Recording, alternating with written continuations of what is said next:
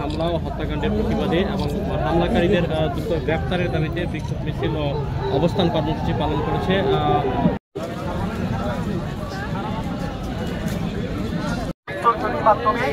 আমাদের এখানে ইসলাম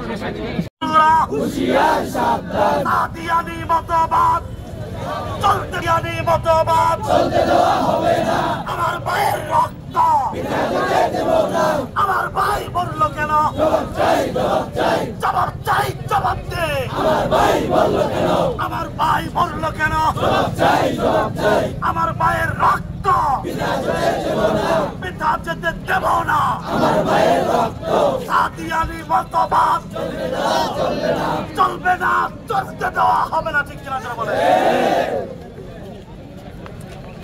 সংগ্রামী সাথী ও বন্ধুগণ, আজকের এই অবস্থান করতে যারা আমার ভাইকে টঙ্গীর ময়দানে শহীদ করেছে, আমরা এখান থেকে আমাদের মুরব্বীদেরকে বলে দিতে চাই, আমার ভাইয়ের রক্তের যতক্ষণ পর্যন্ত বিচার না হবে ততক্ষণ পর্যন্ত আমরা রাজপথ ছাড়ব না। এই পর্যায়ে আপনাদের সামনে বক্তব্য নিয়ে আসছেন খায়রুল ইসলাম। আমাদের সাথীদের উপর এতাহাতিরা হামলা করে 3 জনকে শহীদ করেছে, শতাধিক লোককে আহত করেছে।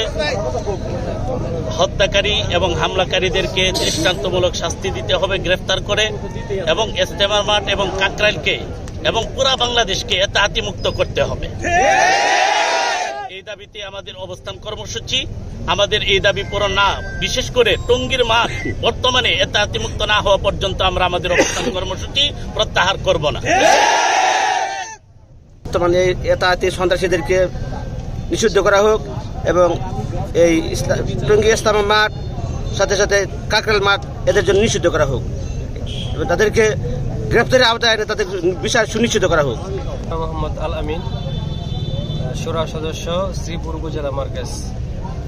তো আমাদের দাবি হলো এই নিষিদ্ধ এতাহাতি এবং সন্ত্রাসী পার্টি সাদিয়ানি পার্টিদেরকে বাংলাদেশ থেকে চিরতরের জন্য নিষিদ্ধ করতে হবে এবং তাদেরকে কোনো ক্রমে ইজতেমার মাঠের মাঝে আর কোনোভাবে যেন আসতে না পারে, এই দাবি আমরা করতেছি।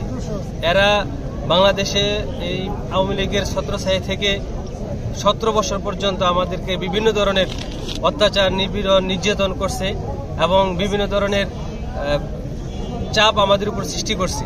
তো এরপরও এই সরকার আসার পরেও তারা এই প্রোপাগান্ডা চালাচ্ছে। এখন গতকাল আপনারা জানেন আমাদের সাথীদের উপর অতর্কিত হামলা করছে। সাথীরা নামাজের অবস্থায় ছিল, তাহাজ্জুদ অবস্থায় ছিল। এই অবস্থার মাঝে রাতের গভীরে তারা আক্রমণ করছে এবং আমাদের সাথীদেরকে হত্যা করছে 3 জনকে এবং অগণিত তাদেরকে আহত করছে। তো এই দাবি জানাই, হত্যার মামলা করতে হবে, তাদেরকে গ্রেফতার করতে হবে এবং সামনে যে ইজতেমা আসতেছে, ইজতেমার সম্বন্ধে তাদের যত চুক্তি আছে সমস্ত চুক্তিকে বাতিল করতে হবে এবং এখন এই মুহূর্তের মাঝে ইজতেমার মাঠকে আমাদের কাছে সুপর্দ করতে হবে, আমাদেরকে বুঝিয়ে দিতে হবে।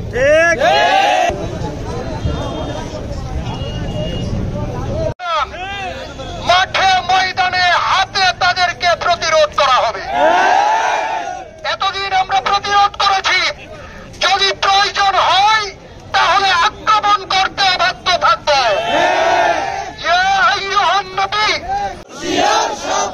আওয়ামী লীগের শত্রুরা, কাকরাইলের শত্রুরা, টঙ্গীর শত্রুরা, উলামায়ে কেরামের শত্রুরা, সংগ্রামী সাথী ও বন্ধুগণ,